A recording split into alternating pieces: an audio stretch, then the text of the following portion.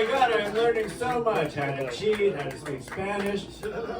Okay, we have a very funny lady coming to the stage. Please welcome Debbie Bazza.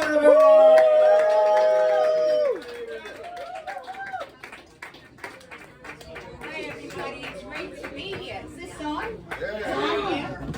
Yeah, I married 30 years. Oh. Yeah, 30 years. It took 3 husbands, but it's still 30 years. And people ask me, how'd you get married 3 times? I settled. Yeah. First one was a drug addict, right out of methadone. I started from the top. Yeah. He was the love of my life, though. He really was. We did everything together.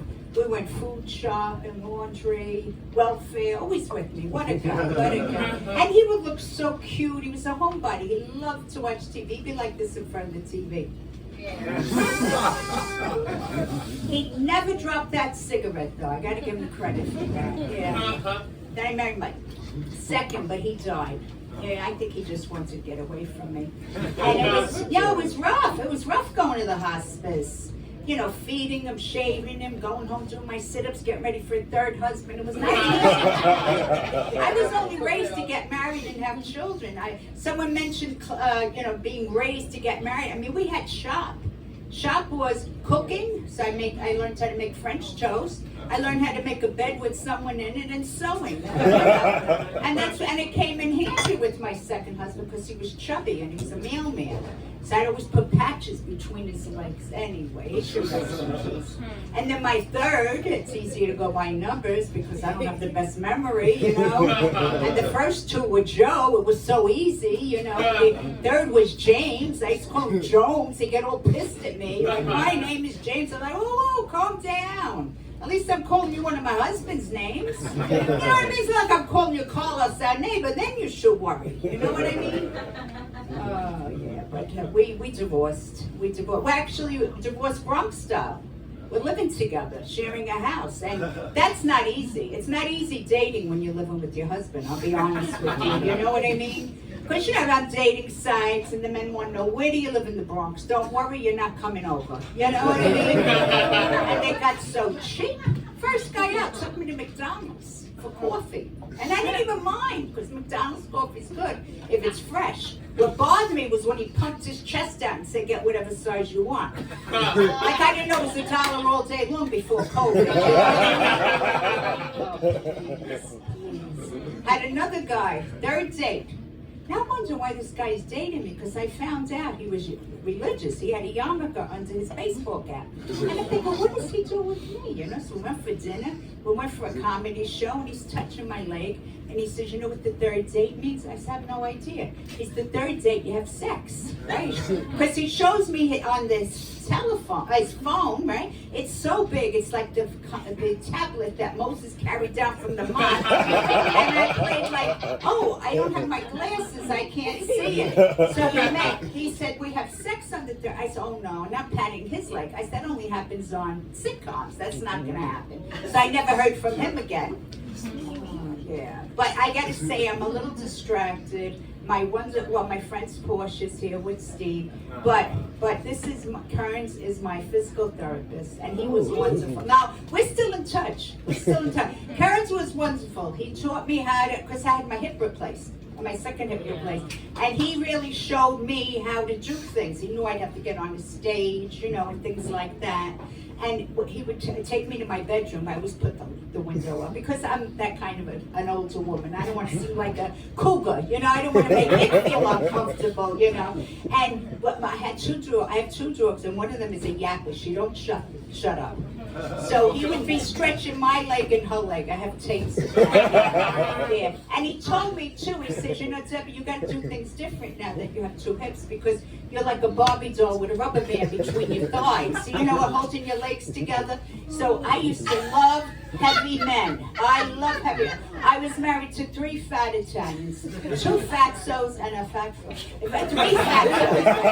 But he told me, he said, you can't do that anymore. So yeah, I miss that. Yes, and I'm looking for someone slimmer because, you know, I am divorced, but I would never get married again because my third did die, and I can't give up his Social Security. He worked very hard for that. Somebody's got to employ him. You know what I mean? He worked 2 jobs. So, yeah, so I'm not looking to get married. You know. An engagement ring would be nice. I could use another diamond, but that's it. That's it. Yeah, no. I went out with another guy. He was a gambler, Bob the gambler, right? Bob the gambler. We're on our 3rd date also here, and he says the 3rd date. He says, you want to go upstairs and make a... I said, oh, I'm not ready. I don't know about anybody else. I only shave my legs as high as I have to. You know what I mean? Capris, a skirt, GYN, that's it. I'm not ready. Go to bed with him the 3rd date, please. You believe that shit? I can't. No, it's not easy. I went out with Tony. Oh my God, Tony, he was one of the worst.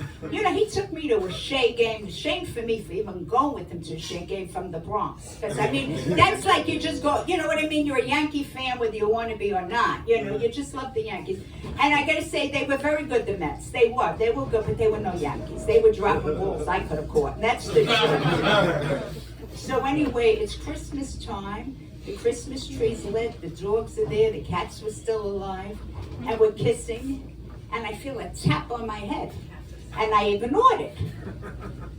Paul, I get a second tap on my head. Now I'm thinking, didn't you get the social cue? I ignored the first tap. He gives me a 3rd tap. And he said, would you go to... I said, whoa, we're not in that kind of relationship. There was no I love yous. There was no jewelry. You know what I mean? And that's why I tell you men that are in relationships, stop the tapping. You don't have to tap. We know what you like, and we'll do it if we want to do it, okay? The tapping has to stop. That's what I say about the tapping. So my daughter hasn't been calling too much, and I feel bad about that. So she started calling, and she started complaining about how I raised her. And she said I screamed a lot, and she had a lot of anxiety. I said, well, you know, sorry.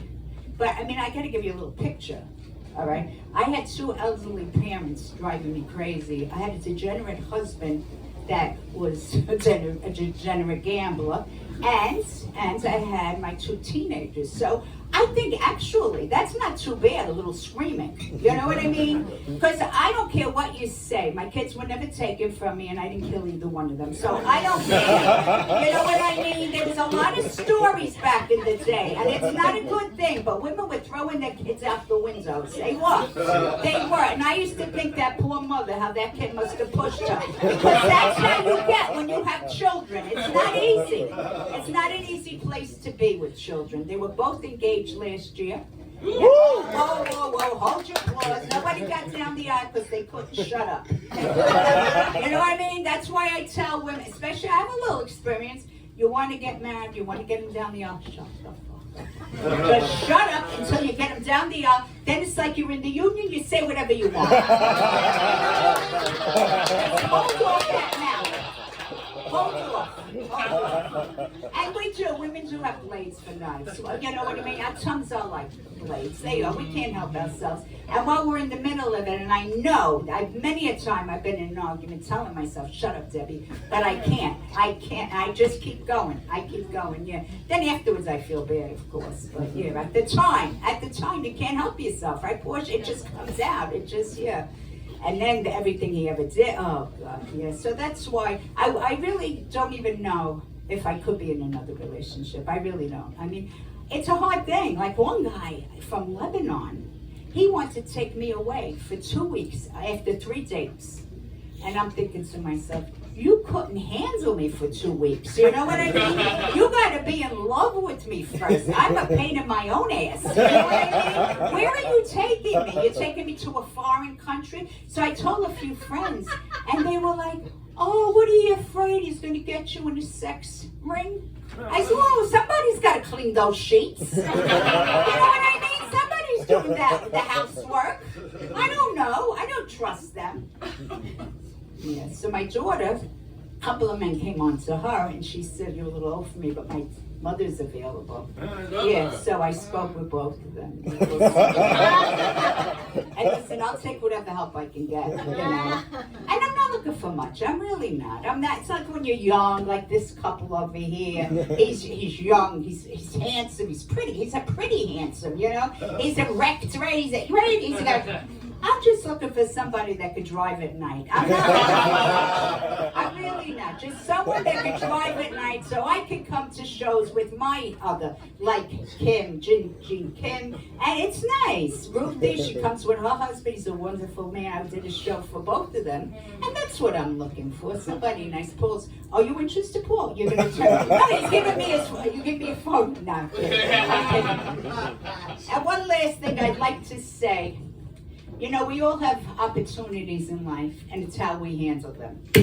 Now, when I was with my ex, you know, we shared a house, and he came up one day, and he was choking on dried pineapple.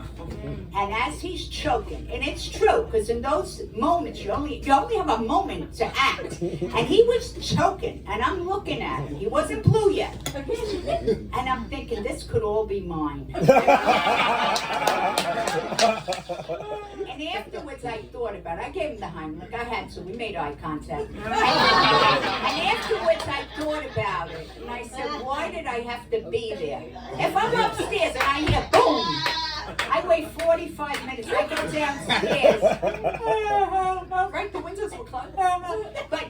And he would never eat anything dry again. So that's why you gotta know. I sit where I sit. Thank you. That's my time.